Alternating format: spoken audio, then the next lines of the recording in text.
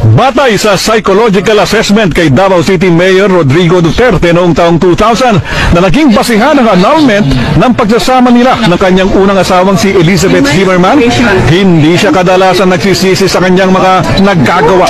Ayon pa sa psychological assessment, mayroong narcissistic personality disorder o masyadong nakatuon si Duterte sa kanyang sarili.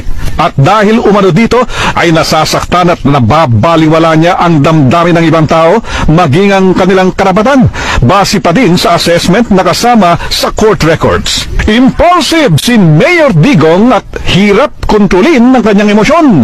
Hindi rin daw nakikita ni Duterte ang epekto ng kanyang mga ginagawa sa ibang tao. Sa huling bahagi ng assessment ng psychologist, sinabi na wala siyang sense of guilt o pagsisisi sa mga bagay na kanyang nagagawa. At sa halip, binibigyang katuwiran niya ang kanyang mga nagagawa.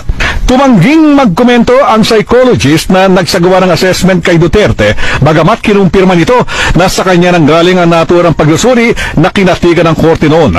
Pero nilinaw ng psychologist na si Natividad Dayan, kadalasan ng rason ang psychological incapacity sa paghihiwalay ng mag-asawa. Ayaw ding magkomento si Mayor Digong tungkol dito. I will not answer.